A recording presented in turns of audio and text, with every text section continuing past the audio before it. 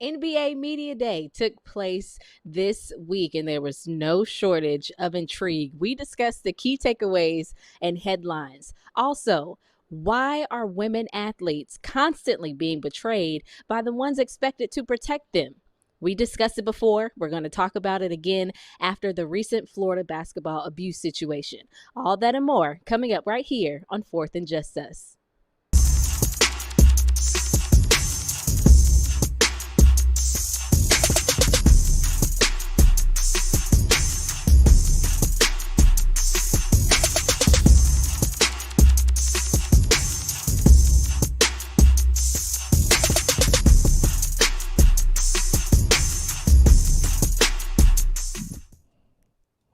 Welcome to Fourth and Just Us, everyone. We are so excited that you could join us for another episode. We're always here, same place, same time. I'm happy to be alongside Kevin Anderson, aka AD, the athletic director, and Leonard Moore, aka Doc, the professor. They're both dropping gems, bringing you great conversations and debates as we intersect race, sports, and politics. We also want to remind everyone that the views on the show are strictly our own. They do not represent any other person or any other entity.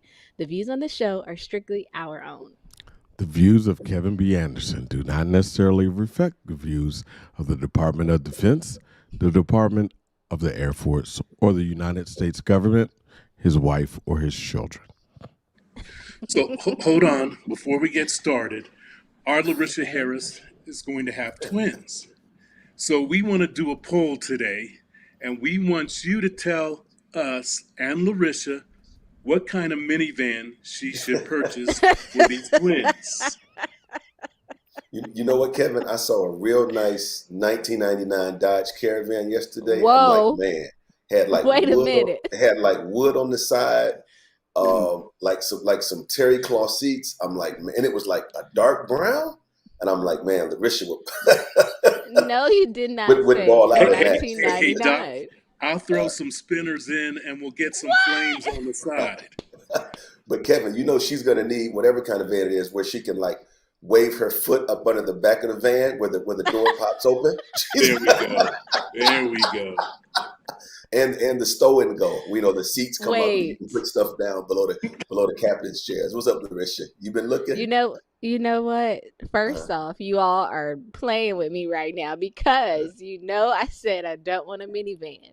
But if I were to get one, that new Kia Carnival is looking pretty nice. Which is a minivan, by the way. It is a minivan, but it looks like an SUV truck. So I got you. for those, This is you dealers out there that want sponsorship for More Than Just Us. If you give her a minivan, we will take you on as a sponsor. That's right. oh, That's right. shameless plug. I like it. I like it. Two strollers, two baby bags, two of everything. I love it. I love it. Yes, I already got the double stroller, so we're in there. We're in there. But guys, we got a lot of great topics to discuss today, and we want to go right into it. We know a lot has happened on the college football spectrum. A lot of headlines came out over the weekend. One of those being OSU linebacker Kevon Pope walked off mid-game, and it looked like he quit. And then, of course, he immediately sent tweets out. But mid-game on September 25th against Akron, after attempting to enter as a substitute, he got waved off. And then there was some heated discussion, heated debates like on the sideline. And eventually it caught the attention of head coach Ryan Day. And then, unfortunately, Pope was escorted off to the locker room. He later tweeted multiple tweets, one of now, which is deleted, but it was, F the institution. But then it later was one showing support, saying good luck to his teammates.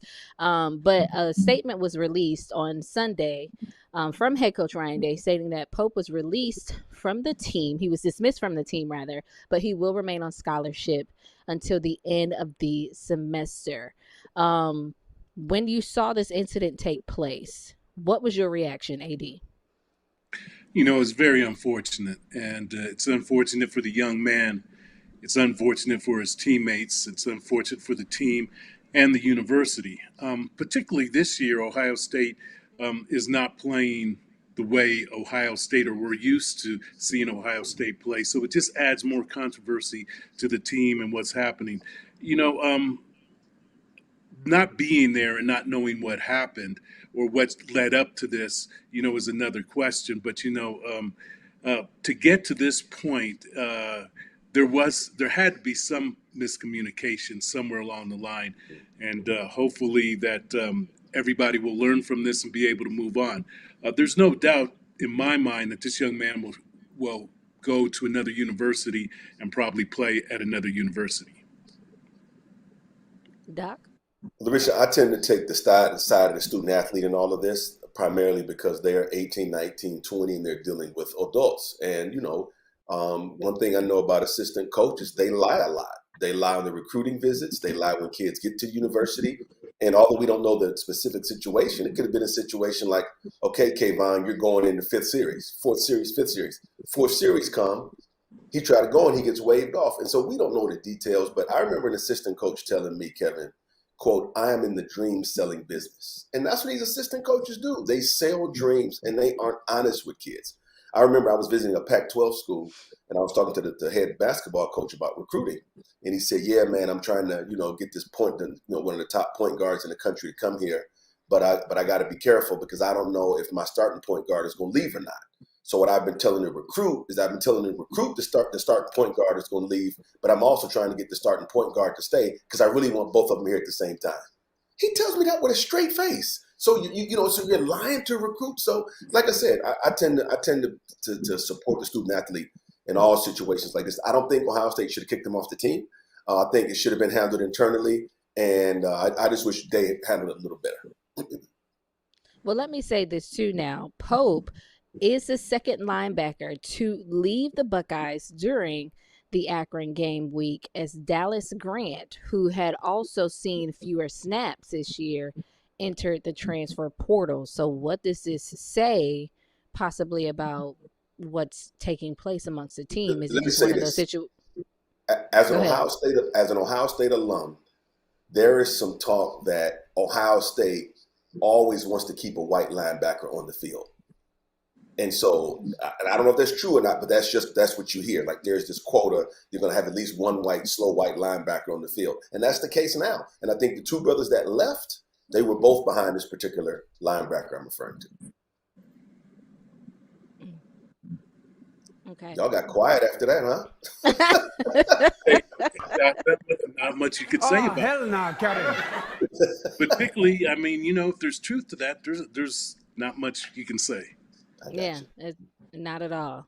Not at all. Want to move on now to another particular topic, and I feel like we've discussed this before on a previous show, but it's about the expectations of fans toward college athletes. And right now we're just going to use the preference of football players, being that we've seen a lot take place this past weekend. One example was Spencer Rattler, the quarterback for Oklahoma. The fans were chanting for the backup quarterback of the Sooners when they were in this fight. Of course, we're talking about the football game with West Virginia. Ultimately, Oklahoma won the game. It was 16-13, but it was still filled with boos toward the starting quarterback. And again, cause of replacing him with a backup quarterback, even though Spencer Rattler really rallied the offense and put them in a good position in order for them to get the winning field goal kick.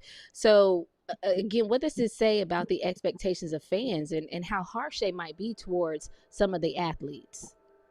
Doc?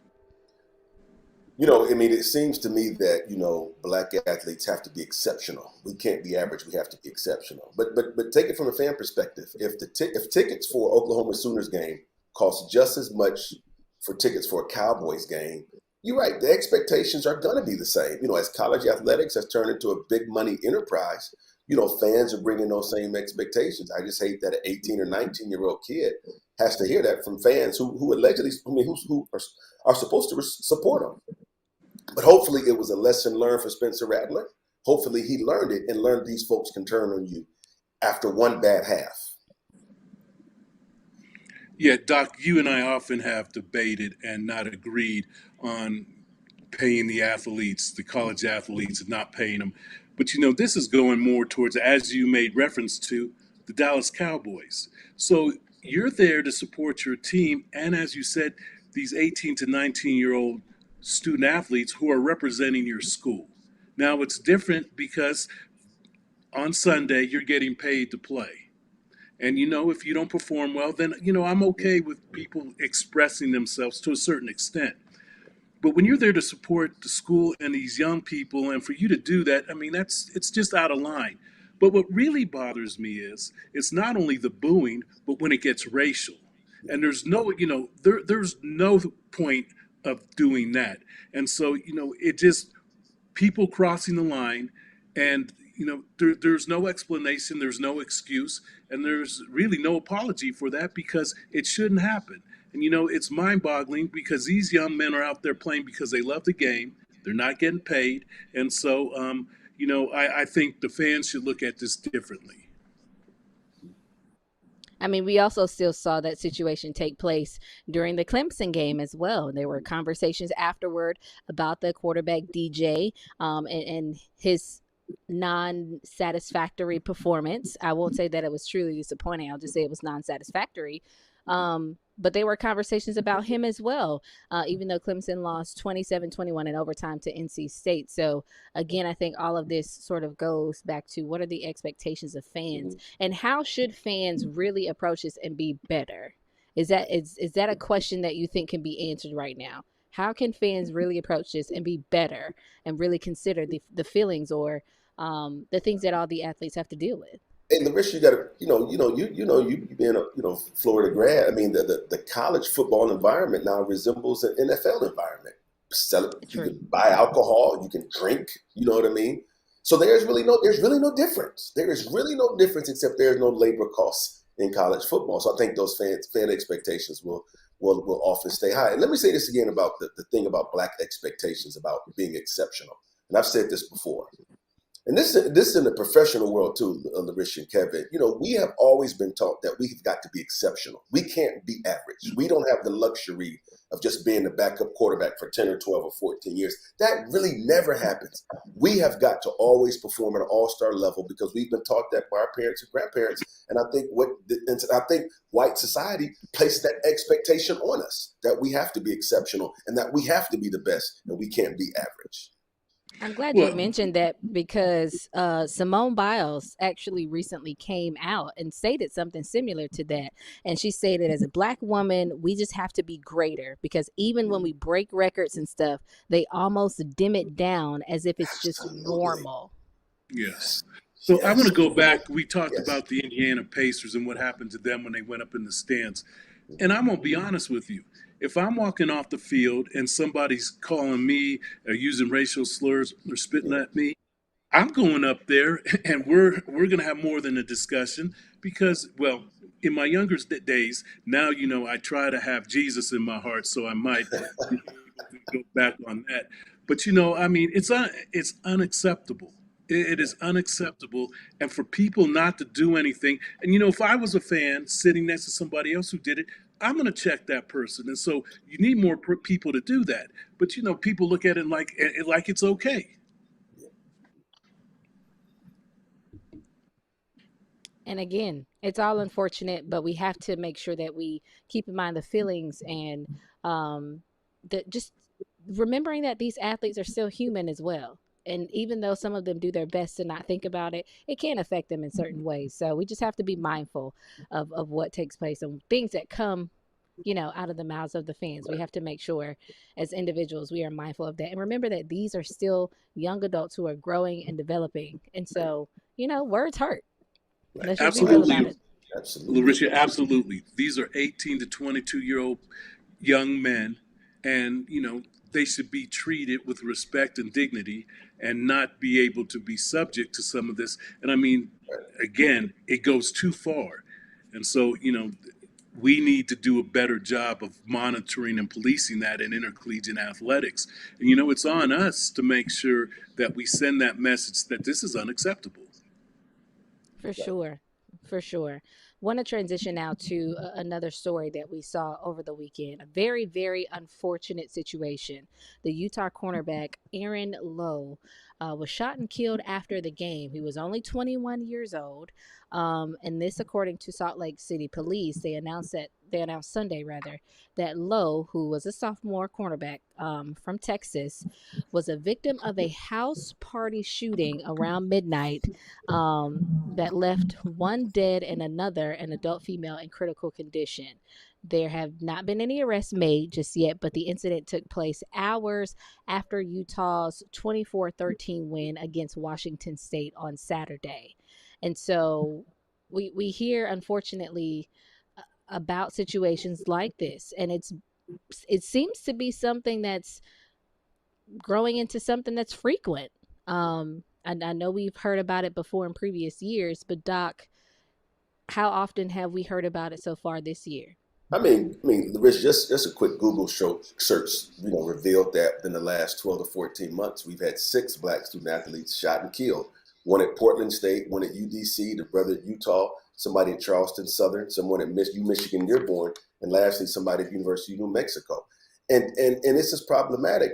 But to me, I think the crux of the problem is that when a lot of college kids, fraternities and sororities started taking their parties off campus, moved it from the union or whatever, and now they go off campus and have it at a club.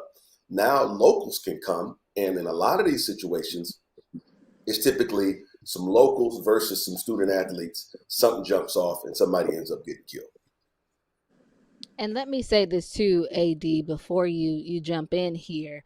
This note is something that I found. It really took me back after reading about it in the article. It says that in August, Lowe was actually the recipient of the program's Ty Jordan Memorial Scholarship, which is awarded to a student athlete who exemplifies the inspiring qualities that Jordan displayed through his work ethic, positivity, perseverance through adversity. Jordan, the person who, of course, he received the scholarship for, the memorial scholarship for, Jordan died on December 25th, 2020, at the age of 19, in what police determined to be an accidental shooting. Lowe and Jordan attended West Mesquite High School together, and Lowe changed his jersey to number 22 this season in honor of his close friend. That to me blew me away because of how similar their situations are. AD? Well, first of all, I'm going to go back to what Doc said. These young people take these parties off campus, and then you have other people come in there, and then there's a beef, and the next thing you know, somebody's pulling out a gun and shooting somebody. And it's just sad that we resolve to trying to take care of things with gun violence, and then this young man is dead, his friend is dead, and that it's much bigger in our society, and for us not to see that having the availability of all these weapons and these guns, it just doesn't make sense. And we should be able to do something about it. It's just a sad state that we have people that are trying to say that it's their rights through the Constitution. Well, it's our right not to have our young people killed because of gun violence. And if we had some kind of control over it, this wouldn't happen. But the other thing is that we have people coming into these parties looking for something, for a beef or something to pop off. So that's another thing. And how do you control that? That's the sad part about this. And the tragic part is that West Mesquite is a suburb of Dallas. So these guys didn't come from the projects. You know what I mean? These guys came from the suburbs of Dallas. And and they go to Utah, Salt Lake City, Utah, of all places, Low, and he's killed at a college party. It's just unfathomable. Well, hey, Doc, the only thing that I'll say about that is there's not a lot of brothers up in Salt Lake, but Right. probably the football team or the track team or the basketball team. So, Right. we don't know who shot him, but it's just, if it happened in Utah, in Salt Lake, then you know Yeah, these other urban universities. Just think what could happen at right. that as well. So I mean, you know, it's Absolutely. just a bigger problem, and how we address it and how we fix it is, you know, not in my pay grade right now, but something needs to be done. Yeah. For sure. And our hearts go out to the family of Aaron Lowe as they are dealing with this unfortunate situation here. Another unfortunate situation, and we've talked about it before previously on this show. Again, the question still remains, why are women athletes constantly being betrayed by those who are expected to protect them? Multiple players at the University of Florida accuse former Florida women's basketball coach Cam Newbar, excuse me, for creating a toxic environment during his tenure, including intimidation, verbal abuse, and racist comments. Players went on the record with their allegations in a story that was published in the school's newspaper, the Independent Florida Alligator. And the story was detailed, rather, it details multiple incidents. Again, when players or their parents went to the administrators with concerns well before the coach was offered his resignation last July. So again, why is it that we're here still? Why is it that it clearly states that many parents and many students try to get this situation addressed prior to, and not much seemed to have happened? Doc. You know, I don't understand parents. Why are you going to talk to the athletic director? Go talk to the head coach. Walk into practice. Go confront the head coach. And in all these situations, they want to go talk to the athletic director and the senior women's administrator. My frustration is with all the feminists in college athletics, is with the senior women's administrators, is with these female ADs who talk about equity and equality and diversity all the time, but black women can't get protected. And it's just it's amazing. As a daughter, I have a daughter who plays college basketball, and understand we wouldn't be talking to the AD. We're gonna talk to the coach. But here's the thing: I tell parents, you need to go check up on your kid at least once every 2 weeks or at least once a month. You need to fly down there, get you a ticket on Southwest, and look your daughter in the face. Because one of the articles LERICIA said, the mother said she knew something was wrong, but she didn't realize it until she actually looked her daughter in the face. But I think a lot of the female administrators in college athletics have completely sold out. AD. Doc, it goes deeper than that, and we've looked at this. We looked at what happened at Michigan State, and that happened for quite Wow. some time before it was addressed. Um, and you hit a valid point. At one point, do the parents come in and their daughters have come home and told them that something's not right here or something's happening, and some of those parents sat on it too? No, Yeah. the parents should override the head coach, override the athletic director if nothing's being done, and go to the president. Wow. And if the Yeah. president isn't doing anything, then you go find somebody else. But this is ridiculous. I mean, we have another situation that just came up last week about San Jose State, and that they had a trainer who was misappropriate with the young ladies on the swimming team, I believe. And so finally, there was a government and there was a Title IX investigation in which the San Jose State University was fined $1.2 million because they didn't do right by these student athletes. So, and you know, again, I'm going to look at this happened over a long period of time. There were four ADs that were in the position at Wow. San Jose State Wow. before this had been rectified. Wow. And LaRisha, But did you read the article? The dude was throwing basketballs at these women. It's crazy. And well, here's hey, my It's thing: crazy. throwing basketballs at them. And my thing is, you go recruit these young women, you sit in their living room and talk to their parents, and you gonna treat my kid that way? First of all, some parents would have taken stuff that should take things into their own hands. But also, I would say, if you have been a victim of coach abuse, go hire an attorney. I think we don't use that as black folk. We don't use that enough. We go into court. We gonna file a lawsuit, and you gonna have to get up under oath. We don't use that enough. We always want to go through these other channels. No, take people to court and sue and pursue litigation. well, Doc, I want to take it a step further in what you were saying. So, in these cases, I doubt very seriously the athletic director had any relationship with the kids. The SWA didn't have any relationship Hmm. with the kids. Because, first of all, if they Wow. did, then the kids could come in and talk to them. And you can't ignore it. You have to do an Right. investigation. And if you had a relationship and knew your student athletes, you would know if they were coming telling you it has to be serious. Mhm. Absolutely.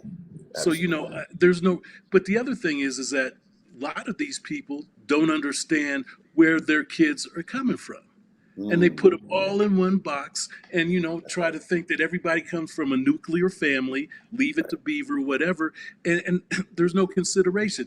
And what we just referred back to with that young man getting shot and his friend, that we all don't come from the hood Right.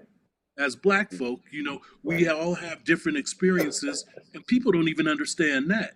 And that, Yeah. we can't, well, you and I have been in a situation where you came to the University of Maryland and we were talking about diversity and inclusion, and we had one coach stand up and say she treated everybody the same. Right. And you looked at her and said, you can't do that. That's right. Mm-mm. That's I right. mean, if we want to be successful and we want to do this and we want to do right by the kids, we need to be fair, but we That's need right. to treat them differently because they're all different kids and they come from all different communities. And now we deal with a lot of mental health issues. A lot of these kids Ooh, are on yes. medication and everything else. So, if you don't understand all of this, you shouldn't be in the position that you're in because Right. you're not going to do right by the student athlete and by these kids. Absolutely. And I do want to say that in a statement released on Monday, the Florida Athletic Director Scott Strickland acknowledged concerns were brought to administrators, and then the coach, of course, was later asked to make corrective actions. And when that didn't happen, that's when the resignation came. But shouldn't the athletic director be fired? As a professor, if I have TAs who are Hmm. mistreating students, who are cussing them out, who are using all kind of racial slurs, that comes back to me. So I think it's a cop out just to fire the coach. No, the AD should go. And too often these ADs are protected. I'm like, no, you created that culture. You need to go. But should the athletic director be fired if he did take the steps once it was, you know, given to him? It was brought to light, right? He had it Yeah. now. He knew about it, and he took the steps to try to get it corrected. Should he still be fired But my question in is, that Larisha, situation? what was the time span? Because often Gotcha. it takes a long time for them to get to termination. That's all I'm saying. Gotcha. And Kevin would probably know Understood. better than me. He was an AD. Well, I just go back. When things are brought to your attention, you need to take care of it immediately. Immediately. Yeah. You That's right. do an investigation, you need to talk to folks, and you need to get everybody's side in the story. But, a lot of times people are fearful, particularly if some of these coaches that are popular, that are successful. I'll just be honest with you. There's a lot of head coaches that run the athletic department. The athletic Wow. director there is just to serve them. Oh Wow. wow. Wow. Wow. Well, Yeah. there and our folks that are watching us now, I don't want to go out and just front somebody off, but Mm. do some research. And there's been some articles written where the AD had to have an appointment with the head coach before he could go and see him. That's ridiculous. Oh wow. That's ridiculous. But so Doc, Larisha, how do you address somebody where you're making a certain amount of money and they're making tens of millions of dollars? Yeah. Who's going to win in that? Yeah. Nine True. times out of 10, it's not going to be you. So, I mean, that makes it real difficult as well. So, um, but the thing is we're in these jobs to protect these young people. Mhm. And if we can't do that, then we don't need to be in these jobs. But the whole thing is now is people are in them because of power, status, and money.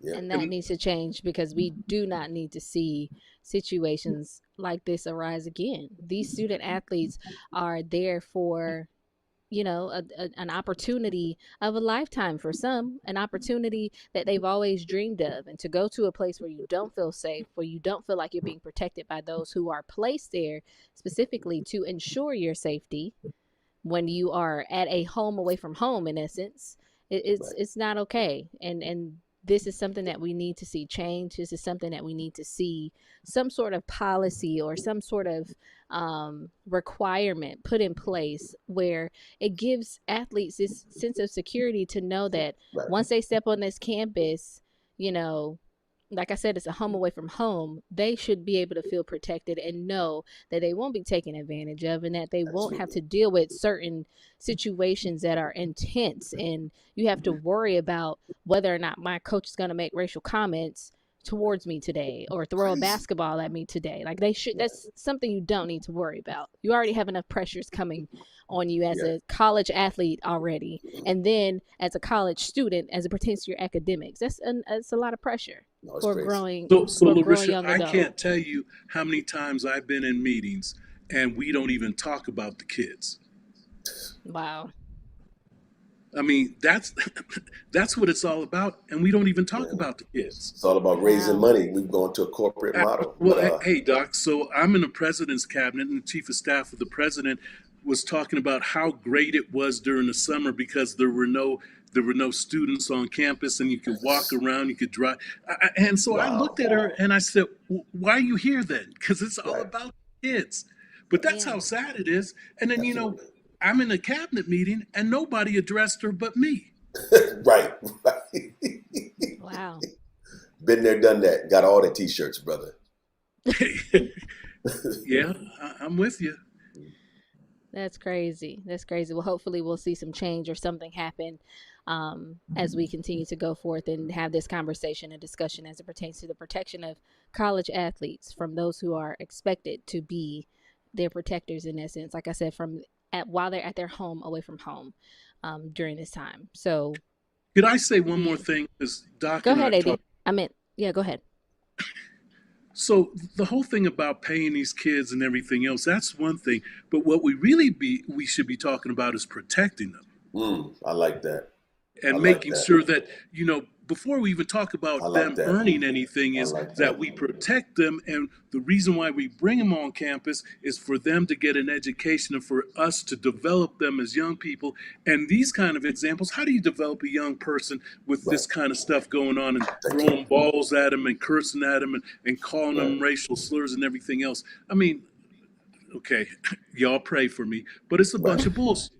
Absolutely. It's crazy.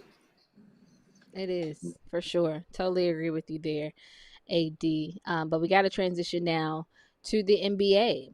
And we've discussed some of these topics before as well. But like I stated earlier, NBA Media Day took place and there was no shortage of intrigue whatsoever.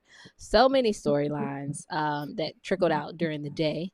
And we're going to discuss one that we've had conversations about before as it pertains to vaccinations, right? The status of players was definitely a hot topic as we continue to address this situation and the pandemic as we go forward. And we know that the NBA isn't requiring players to get vaccinated, but there are new rules in place now that will require unvaccinated players to be subject to much stricter health regulations, protocols compared to those who are vaccinated. And we know that there were a few players who made headlines based upon their statements concerning the vaccine. One of those players, Kyrie Irving, another player was Andrew Wiggins, as well as Bradley Beal. And Bradley Beal with the Wizards actually stated that he remains unvaccinated for, quote, personal reasons. And I don't think you can pressure anybody into doing things or putting things in their body. You can still get COVID and still pass it along if you are vaccinated. Andrew Wiggins, his situation, similar, just like New York City, San Francisco has a vaccine mandate in place. So this again applies to Kyrie Irving as well, who is in New York City. That means that Warriors players won't be able to join or play at home in home games if unvaccinated. And so Wiggins stated that he's confident in his beliefs and what he thinks is right and what he thinks is wrong. As it pertains to Kyrie Irving, he was not as detailed as others were. He declined to answer and instead requested privacy. So when you hear these players making these statements, coming out in some, it seems as if opposition to the vaccine, were you surprised at their reactions? And what would you say to them if you had an opportunity to talk to them about the vaccine? AD? I don't agree with them. But the one thing that we've talked about is that they have a freedom of choice. Now, their freedom of choice is not going to help their teammates or, the fans that listen to him. But one thing that Andrew Wiggins said, and that, I have to commend him for it, because one of the media people asked him a question about something, and he said, well, that's my problem, not yours. And so, what he's addressing too is that, I might not be paid for this, but this is how I feel, and this is what I'm going to do. The bigger issue, though, is that, we're still fighting this COVID, and we're going to continue to fight it. Just for his own protection and the people around him, the better choice would be to get vaccinated. That's what I would recommend to him. But to each their own, and I'm not going to judge because of their belief. But from a society standpoint, everybody needs to be vaccinated. I'm gonna put Bill and Wiggins in one category. I think, do they have a right not to get the vaccine? Absolutely, that is their right. But one thing I tell young people all the time, you have a right to do what you want to do, but sometimes there are consequences. And so what frustrates me is that, okay, I'm not gonna get the vaccine, but I still should be able to get on this plane, or I still should be able to work here. No, it don't work like that. It does not work like that. The good thing about those young men, they are independently wealthy, and they shouldn't need another check from the NBA. So again, I just tell them you have a right, but there are also consequences. On to Kyrie Irving. When I look at Kyrie Irving, I think Kyrie Irving should leave the NBA alone, go to Howard or Jackson State, get a bachelor's degree, and then go somewhere and get a PhD. He really wants to be a professor. He really wants to be an intellectual. He wants to be a thought leader. But I think the frustration is he knows there's not a lot of depth there. So he jumps from one thing to the next. Now, this is a young man gifted in basketball, ton of money, doesn't have to work again. But again, he was only in college for a semester or a half semester at Duke.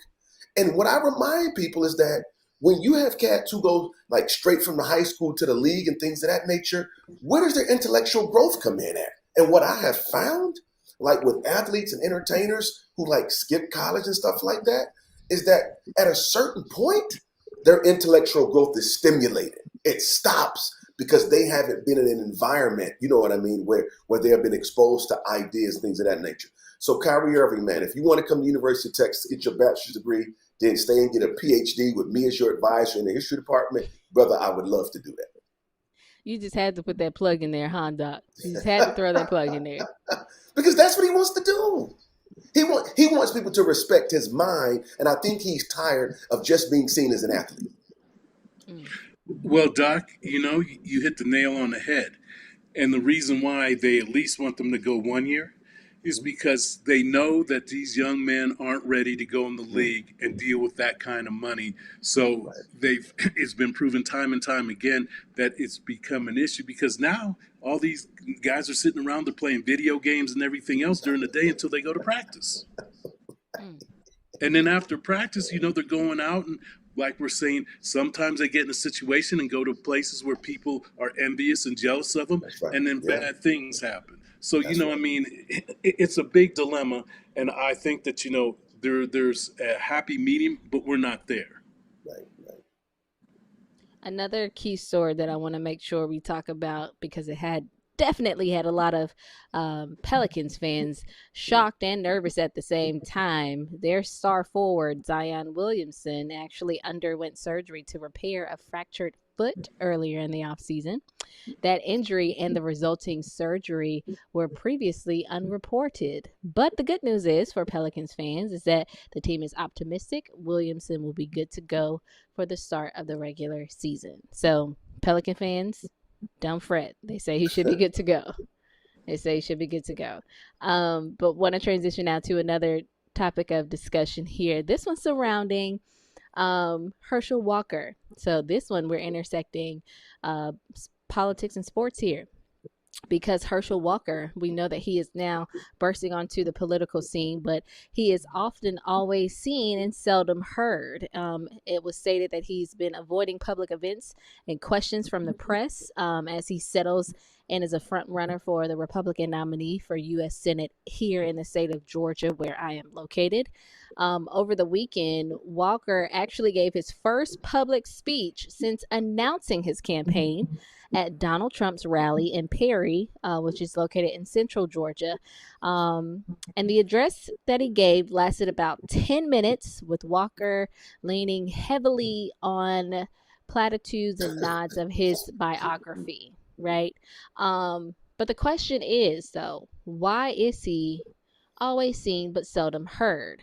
According to an article that I saw on CNN, it was stated that the fear from some Republicans is that Walker is not ready to address or answer difficult questions about his troubled personal history, which unfortunately includes allegations that were recently uncovered by CNN Investigates and other news outlets that the former football star threatened women with violence beyond what was disclosed in his memoir. Wow. And it also states that there's a fear that he is unprepared to speak about the issues as he is too closely aligned to his friend, former President Donald Trump. So, Doc, from your perspective, why is it that Herschel Walker is always seen but seldom heard?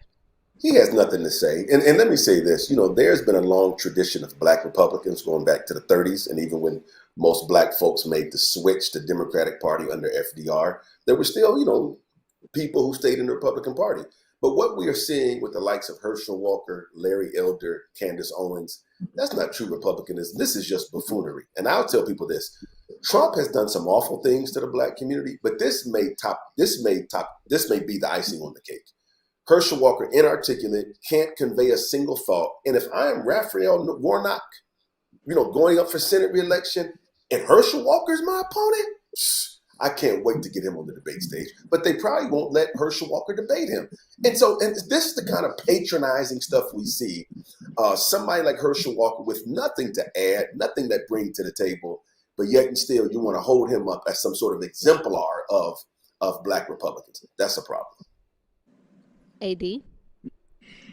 So politically, our country is challenged right now. Herschel Walker has nothing to add to that. And, if we think we have problems now and we elect people like Herschel, with his whole concept of the platform that he's running on is through Donald Trump, which there's a message in that in itself. But I can't see Republicans, Democrats, Independents, anybody who has any kind of sense who's going to vote in the state of Georgia who will vote for him. So, my fear is that I can't see him getting elected. But then again, I'm just reflecting back. There's no way I saw Donald Trump getting elected too. So as we say, God bless America. We don't need it. Yeah. And just pray for the state of Georgia here. Yeah. People. Just pray for the state of Georgia. Well, as we prepare to wrap up the show, we can't end without giving you our final thoughts. So this time we're going to let Doc start us off. What's on your mind, Doc? 20 years ago, I married my best friend. Today, me and my wife, Thais, celebrate our 20th anniversary today. We've had a great 20 years. I had some rocky roads, but here's the big thing I realized, and I want to get across to all couples real quick. I'm 50 now. So when we got married, I was 30. She was 24. Now she's 44. 20 years later, we are different people. And although we have grown together, I'm realizing now that, it's like, okay, how do I love her for the next 20 years of my life? And she's asking herself the same thing. But we've had a great 20 years. We've had no breaks, been getting consecutive. We got 3 great children. And I really believe that is the woman that God has for me. Congratulations. Happy anniversary, Doc. That's beautiful. That is beautiful. AD, what's on your mind? I mean, how do I even start to address or top that? But hey, Doc, congratulations. I've Thank you, been man. fortunate enough to be in both of your company, and the love and respect that you have for one another is, what marriage is all about. Thank you, man. What I'd like to leave everybody with is Mel Tucker, the Michigan State coach, 4-0, overlooked to be the Wisconsin football coach. A lot of Wow. people questioning what kind of coach he could be.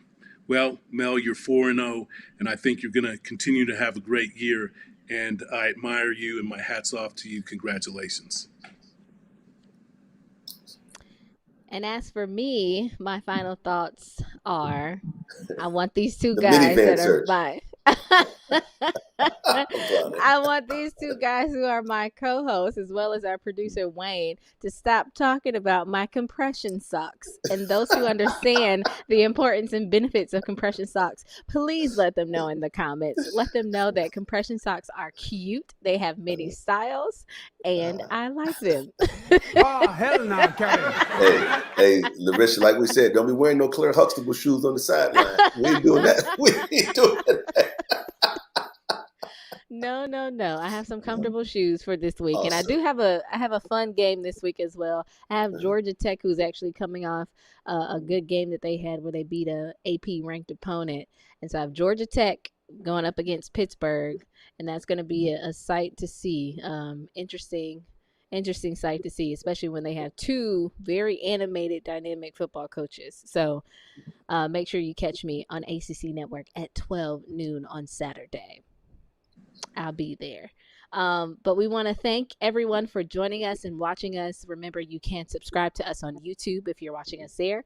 Make sure you like us on Facebook as well. And don't forget to continue to leave your comments, questions, and even your concerns. We like to address them and read them and get to them while we are going throughout the show. So we thank you for tuning in today, and we hope that you'll join us again next week, same place, same time. We hope you enjoyed today's show. This is Fourth and Justus.